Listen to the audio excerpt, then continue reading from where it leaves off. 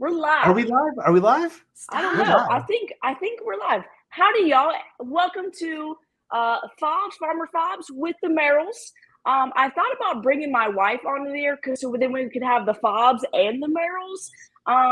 So as we know, we are Uber buddies. We are dinner buddies. We're just buddies, y'all, and we love talking about AI. We love talking about creativity. So say howdy, y'all. I want to hear the best howdy that y'all have. Let me hear it. Oh man. Howdy! Listen, you talked about it's been a day, right? So with dot day and everything, I don't know if I got it. Come on, you got it. You got it, Joe. Howdy! That's what I'm talking about, y'all. These people continue to bring the yeehaw moments, and that howdy, y'all, that howdy was everything. Like that was like downstairs. Someone's gonna. That's what we're talking about. Fortnite. Yeah. And y'all, like we talking about creativity, we're talking about AI, we're talking about yeehaw moments. You have this like new book out. I mean, it's not so new, but I got a copy. I got a copy of ISTE. Tell us all about this book that y'all have that's talking about creating those yeehaw moments, talking about creativity, talking about AI, about how teachers can bring AI and creativity to their classroom. Let us know. Yeah, so obviously AI is a really hot topic right now, and one of the things that I think that we would agree on is we always see creation in our classroom, and so we felt as though it was really important, so that even in a world of AI, that we still have that outlet for our kids, and so kind of inspired us to write another book. Yeah, the book it does talk about AI, and it does fit really well right now. But I think for me personally, the book was like all the things that we didn't get to say in the other books we've written. Things that maybe we know Kristen's got a lot to say, y'all. Stop. But all the things that we didn't say, and then as we would go into to districts or to schools or to conferences, the same things we kept getting asked over and over again to talk about. And it wasn't necessarily completely AI focused, but AI really falls into all of it. But it was like assessment, like how do we assess our kids and how do we use this new technology for students that have different learning needs, and how can we accommodate using these things, and how do we use them but not stifle the creativity that our kids already have, and where does that balance lie? And so it was all of these things that just never made it into the other book, and they fit so well with this new emergence of AI. So yeah, I really like it. Yeah, and it fits so well with things like Book Creator, and so just having those programs that are available and they're out there now that continue to push this creative element to our lessons are ones that we really try to hone in on and focus on those. And so there's a whole lot of Book Creator in there. There better be. I got my eyes on y'all. Hey, really quick, I got to give a shout out. Greg Babby is on right now. What's up, Greg? Woo! Shout out to Greg. I saw that. He was like, yay in the chat. So shout out to Greg. And if you're here, like tell us you're here in the chat. Give us a big old yeehaw because we love seeing everybody here and joining us. And y'all, like I absolutely love y'all. I love going to your sessions. I love going into the sessions and accidentally turning off the lights. But y'all sessions are so interactive. And you really bring, the best out of AI and the best out of creativity. And you are always showcasing practical ways to use AI and creativity where teachers literally can sit and get and take off that into their classroom. So y'all, this week is AI Literacy Week. Let us know maybe some practical ways that teachers could bring AI literacy and just that message of AI literacy, not only to their students, but also to the educators that are in the hallways, that are coming to their PD. Let us know how y'all are bringing AI literacy and what it also means for students and for educators. Well, for me, AI literacy is kind of like a continuum. I think you can fall in different places. So for me, you can like recognize AI and where it falls and like what it is. Then you can like understand it. So I think those are two totally different things, right? Like a lot of people recognize it, almost everyone does, but not as many people go to that next level of like trying to understand it and understanding where it is. And then you can use it and use the AI, and then you can evaluate it. And so I think the AI literacy, as we as teachers are doing those things, we should also be looking at how do we get our students doing those things, right? Like understanding it, using it, evaluating it, recognizing it, and then helping them see where they fall in that continuum, obviously age appropriate. Yeah, I think for me, it's all about just teaching them how to use it the right way, you know? And so what programs and platforms are out there that are available that can do that safely, where a teacher feels confident, and where we know what's going on with that data. How is that being handled and used? And so, I think you'd be very surprised, not you, Clouds, because you know everything, but I think a lot of teachers, us included, when we look at apps, the first thing we look at is to see if they're compliant. And so, we don't know all the apps out there, and we still don't know all the apps that are out there. And so that's one of the first things we look at. And so if you're just getting started with it, I would highly recommend, before you get into anything, see if they're FERPA and COPA compliant. 100%. The best ones always are. So well, and like what you said made me think, you don't have to know all the ones, right? Like it can be so exhausting trying to stay up with all the next things. And so I think that's what I like so much about our book, is a lot of the applications like Book Creator are things that have been around for a really long time, right? Yeah. And so you can still use some of these. You don't have to always be like trending, and you don't have to reinvent the wheel either. And I think that's what's really empowering about your sessions and your book, is like people can go and connect with y'all and see your sessions, see your book. They don't have to reinvent the wheel. They don't have to have those ideas. Like really, you guys provide so many practical ways to use these tools.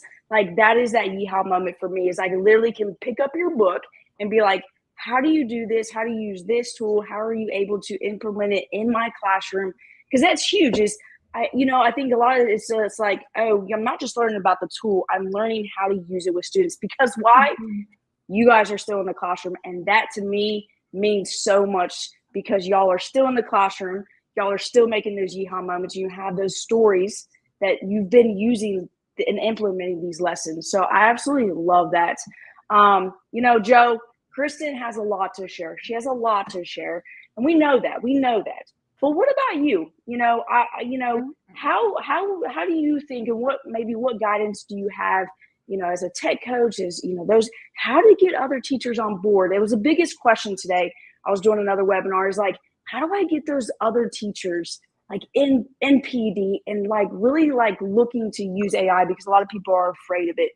Tell us that secret sauce. Tell us. I think it just all kind of comes down to having the opportunity to like play with it a little bit, And so like any tool that's out there, you want to just try it out. Obviously, you don't want to necessarily use the AI right for the first time in the middle of class. But I think if you find one tool, and we've always said that, don't look for all the tools. You look for one tool that will hopefully fit the needs of your learners in front of you, and use it to its fullest advantage and see what it can do for you. And if it's the right tool, go for it. If not, there's plenty of others out there that I'm sure will do the trick. So Kristin, you're telling me that this guy actually is preaching over here. Like, this guy's preaching. So we love hearing that, like, choose that one tool. One tool. And, I think there's a lot of great tools to pick as your first tool. Use that and say, hey, I'm going to use this tool for myself, see how it really works with my lessons. And I continue to say, is keep the human in the loop, keep the student in the loop. Like, your education matters as educators. Talk to us about that 70-30 rule. Is like, we've prompted something, then what? What's next? We have all these ideas. How do you take this idea from AI and actually like create it and make these, this come to life? Talk us through kind of that process and what y'all do. So for me, instantly what comes to my head is you have to know your learners, and you have to know your classes. So I teach middle school. So I have 3 different classes of English, and like, they're all very different classes. So when I'm prompting, I obviously know like the basics of the age and the grade and the things I need. But then I've got to think about the kids in that classroom and like their academic levels, their the things that they socially enjoy doing. So my younger students, my 6th graders, are like super like into drama, like not just like middle school drama, but like drama. Everybody's into drama. They love to hear their own voice. They love like to get up in front of people. And then my 7th grade class is huge. I have tons of students in that class. And so I don't have quite as much mobility or the ability for students they have to do. So I think that for me, when I'm generating something, is obviously like, what are my learners? What do they enjoy? What's the dynamic of that class? And then ultimately, like, what am I trying to get them to produce? Yeah. Like, what's my end goal of either a standard or something I'm assessing? And I feel like the more obviously you give it in prompt, the better you get, but also it's not going to be perfect the first time. And so, like you said, keeping the human in the loop, you might give that. I mean, always I give a prompt and it brings something out and it's a good starting point. Yeah. But if I don't know my content and I don't know what I'm looking for at the end, I could just take what it gives me and run, when in reality, most of the time, like, okay, that's great. Try this, or that doesn't fit, or you're off. You speak back and forth to it. Yeah. And I think, AI doesn't know your students. You do. And I think that's definitely that piece that we have to continue to bring in the loop. So, Joe, anything to add to that? Yeah, I would just say that, first of all, echoing everything that she said, but you better. Right. I know she gave me that side eye. She was like, I think that all these tools too, the ones that are good, you'll quickly learn that they work well together, right? Mm-hmm. And so, you might be looking at a tool for the first time, but then you'll quickly realize that this tool plays really well with this tool. So if I can have my kids know how to use this one, we can now introduce this one confidently because these work so well together. Sorry, it's late. It's been a long day. And so it's just something to keep in mind. So a lot of these really do go hand in hand. And I think that's something to keep in mind as you're going and you're exploring. They're not trying to beat each other. They do what they do well. And they're able to say, we do this well, they do this well, we're going to work together, rather than sometimes for us. And when an app just starts throwing in all of these new things, it makes us wonder how well it's been thought through. There is one app that actually works better with any other apps than all the others. Can you guess which one it is, Fobs? It might start off with this like book. You got it. Okay. Look where we went there. That's what we call a yeehaw moment, right? Tried and true. Been there a long time, right? I always say that Book Creator is the best last tool, and it really is a great app smash with a lot of AI. And I often say use AI to enhance creativity. We're using AI as a thought partner, and we're using it to ask them questions. And I have students ask questions in their lessons. And then we go from our AI thought partner, and then we go to creativity because, from cultivating to creativity, and, I think that's when we really find out what the students know is in that creativity stage, but we're still using AI as a thought partner to ask the questions. I love when students are in charge of that learning and asking those questions and learning how they want to learn. So I really enjoyed that. Before we get off of here, we have a few minutes. I'm going to ask you, okay, how have each of y'all really brought in AI for the first time with your students? Go back to the time where that first day that you brought in AI. I'm taking y'all back. It's not that far. It's only been a couple of years. Well, maybe it's like the first time, your very first classroom. I mean, yeah. Kristin's I remember my first lesson that I taught using AI. And I always remember it, and I learned so much. So what was y'all's first way of using AI with students? Do you know? I do. I've got two. They were in like tandem, but like I don't know which one I should pick. I know. I think one of ours will be the same. So you can. While you play the drums over there. Can you teach middle schoolers? 6, 7. Oh man, of course that made it onto this. Are you serious? Anyways, no, I think truthfully it was school AI for me because at the time I was working with little kids, and so I really wanted to make sure that it was safe for them to use. Also, I had complete control over it. I loved how I could align it to standards and how when there was conversations going on, those conversations are preserved. So that way, if I ever needed to go back to those conversations or if the kids ever needed to go back and pick up those conversations, they were able to do so. And so for me, school AI was an obvious fit. That was your first one. That was the first one. Yeah. And it was just an easy, and of course, if you've ever used school AI, that's a score right there. So. Yeah, that was one of mine was school AI. The other one was when we made political cartoons in my history class last year with my 8th graders.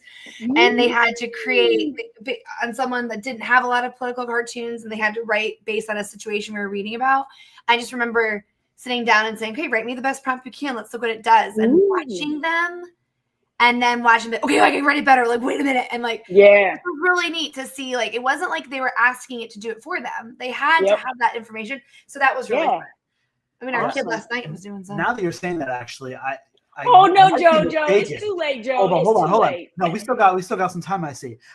So I think actually, now that you're saying that, I think it might have been the book creator integration with Canva, because I think that we actually use I was about to say there's got to be some image generation. Yeah, I think we might have used the image generator, because if I remember correctly, we were doing a book on dinosaurs, different dinosaurs, and I think the kids, obviously there's not real pictures of dinosaurs, so they were using the AI image generation. That's right. That book's pretty old. Do it. So yeah, I take all that back. Let's just erase like the first half of this, and let's start from right here. They're both good though. Those are all good things. Hey, Thought Partners AI image generator, and I saw our good friend Ann in the chat.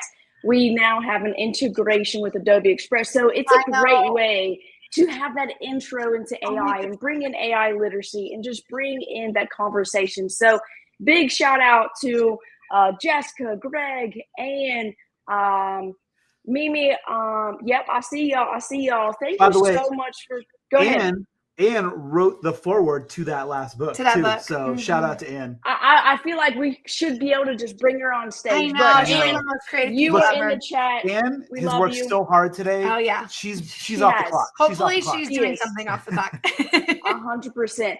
All right. Last thing together. What has been your yeehaw moment in writing your last book for us? Tell me your yeehaw moment in writing that book for us. Oh man, what do you think? That's what you asked me when you don't know the answer and you want me to go first. Well, I can come up with something. My yeehaw moment. I feel like that book is like the most thought through. Like it was the most. We've had the most experience teaching. It has the most kind of like lesson. I've done this. I've learned this kind of information. It's written, in my opinion, in a pretty easy to read way. It's easy to pick up, and whereas the last book was just like tech driven, it was like split like tech and classroom. I feel like this one just kind of involves like all of it, like how to nurture creative kids in your classroom. I don't know. I'm just really proud of it. I just like it. That was a really nerdy response. So let me give you a real one. Okay. He's going to give us the band. Probably like didn't die. He's going to geek out in the band way. So not many people know this actually. Anne might, but not many people know this. So for the first 3/4 of the time we were working on this book, we thought for sure that I was going to be doing all the graphics and all of that for it. And Manuel Herrera, who's a dear friend of ours, who did all the illustrations for our first book and our second book, he at the time was unavailable. And so we begged and pleaded at the last minute. And that dude delivered. Like he turned around sketches to us so quick, and we were so thankful. I think Joe sent him one of those messages like, please, my wife's going to kill me. Please just like, please make her happy. Please make her happy. Please. Because you're right. If you look at those sketches, like I'm not gonna say that mine are terrible, because I think mine are holding their own. You're pretty good. You're pretty good. Manuel's are obviously way better. They're just so personal. And he just crushed it, and so it just made it. That's a good answer. That's a good. I love hearing your yeehaw moments. That is awesome, y'all. These are some mic drop moments. Say what? I have a question for you though. Come at me. Come on. I know it's the WNBA playoffs coming up. Who you got? Indiana Fever, baby. I know Caitlin Clark is not in, okay? But I rep Caitlin Clark in the Indiana Fever all day, every day. Let's go. Boom.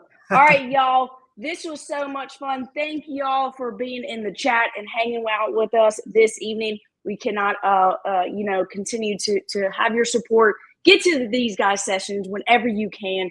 You guys are heading to FETC, I think. You guys better, because it's in like Florida. We have a very full schedule for FETC. So get to these sessions if you can, because you're going to leave with so many yeehaw moments. Thank y'all for joining us, and we will see you next time. Thank you all. Bye, guys. Bye, guys.